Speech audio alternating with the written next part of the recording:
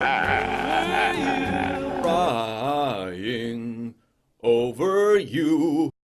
Emotional incontinence. You have urinary incontinence. No, I said emotional incontinence. Sorry, I hate f***ing crying. As Western civilization collapses, which it is, so does our ability to deal with minor day-to-day struggles, without breaking down and wallowing in a pitiful puddle of our own self-indulgent fragility. We're indoctrinated with emotional incontinence by television. America has been collectively turned into Kim Kardashian's cry face. I've just been like so unhappy. You don't think I feel bad? The masses overdose on reality TV, thinking that it's actually reality, and then mimic it in their own lives. The more insipid sentimentality displayed on TV, the more it manifests itself in the here and now. Vacuous people live their lives vicariously through celebrities and television, then base their own personalities on that. Reality TV doesn't reflect reality. It contrives reality. It relentlessly broadcasts the message that ostentatious OTT, often dumb,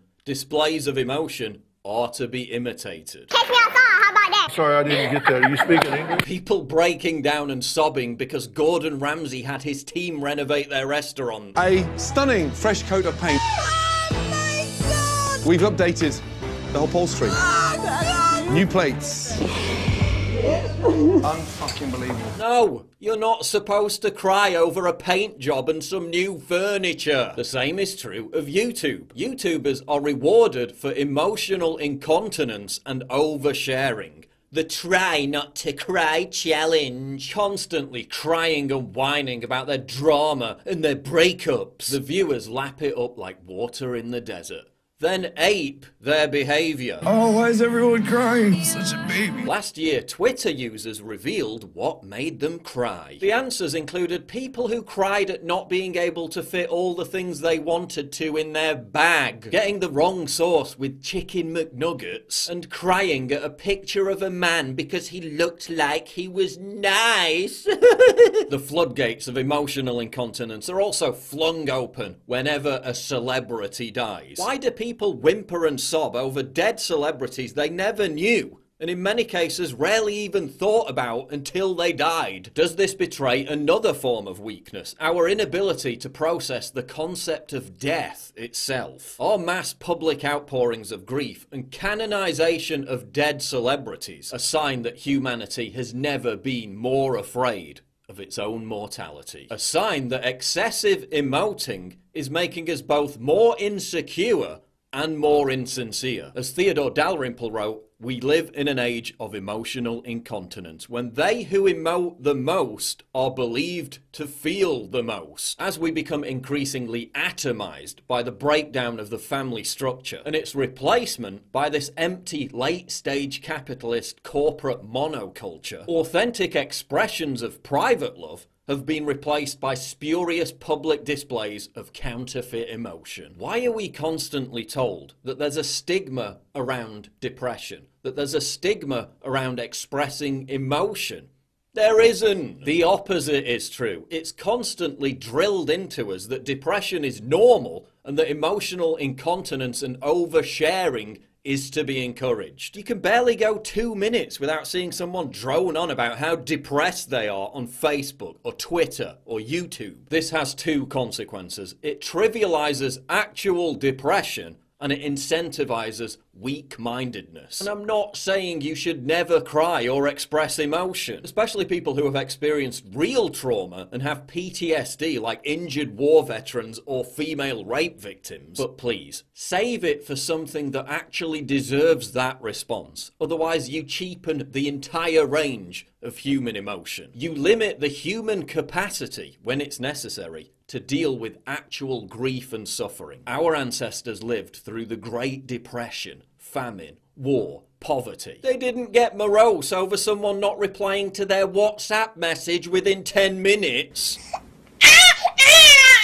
And that meant they were able to handle real trauma better because they had a sense of perspective. Dalrymple again, where once emotional restraint and self-control were admired, now it's emotional incontinence that the British aim for. It's as if they had undergone potty training in reverse. The English have been persuaded that emotions are like pus in an abscess. If they are not released by screaming and shouting, hugging and crying, wailing and raging, and the more publicly the better, they will turn inwards and cause emotional septicemia. The person who controls himself is not only a figure of fun, but a traitor to his own best interests. We've got it better than anyone in human history. Our emotional indulgences are catered for like never before, and yet depression continues to rise, especially amongst young people. The more we talk about depression, the more depressed people become. This constant expectation and encouragement of emotional incontinence is worsening our mental health. Emotional incontinence has also been driven by an explosion in narcissism. People regard it as a good thing to express themselves, irrespective of whether they've anything to express. Narcissism is facilitated by social media. Nice job, team. The more information we reveal about ourselves, the more dopamine hits we can expect to receive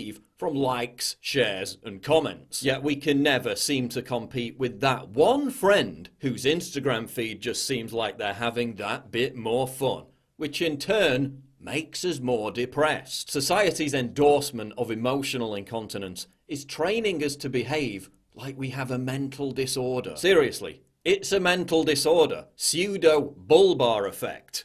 A type of emotional disturbance characterized by uncontrollable episodes of crying and or laughing or other emotional displays. It's a neurological disorder. The lighter form is called mood lability, an emotional response that is irregular or out of proportion to the situation at hand. It's a facet of borderline personality disorder. Why is our culture normalizing borderline personality disorder? Why are we being convinced to embrace mental illness? Because it's easier to control and coerce a population that's permanently trapped in a heightened state of emotional frailty than one that has a strong cerebral constitution. Because the people who can't control their own disposition then become control freaks themselves. If people can't control their own emotions, then they have to start trying to control other people's behavior. Because in an age of vapid consumerism and an eroding sense of identity, appropriating afflictions provides a facsimile of meaning. Why call yourself maladjusted when you can be an autist? Why call yourself a fussy eater when you can be gluten intolerant? Why call yourself a pathetic, weak-minded crybaby when you can just be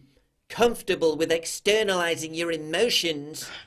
Men being browbeaten out of their toxic masculinity is also creating a generation of soylent drinking, emotionally incontinent, blubbering manlets. Soy boy. And again, I'm not talking about people who have experienced real suffering. I'm talking about people who cry about not being able to get their eyebrows to look the same. Now I know what you're thinking. Paul, you're just a heartless, miserable bastard. Yeah, and... I simply am not there. Actually, no. I'm a stoic. I'm not making all this stuff up off the top of my head. I'm not regurgitating some stereotypical stiff upper lip basic bitchery. This is called Stoicism, a branch of philosophy that stretches back to the 3rd century BC. Stoicism is the antidote to emotional incontinence. Stoicism is a realistic alternative to nihilism, and I'll devote an entire video to it in the near future. Look, if we've reached the point where people are bringing emotional support pigs onto airplanes because they're so wretchedly uncomfortable with their own emotions they can't get through a 3-hour flight, maybe time to ask if our society is overly emotional. If we've reached the point where people are so devoid of any sense of mental stability, they claim to have 400 different personalities, some of which are children, meaning they can't even take care of their own basic needs. Maybe time to ask if the parameters of what society accepts as a genuine mental illness have been stretched too far. Maybe time to ask if our obsession with emotional incontinence is changing us in ways that can never be reversed.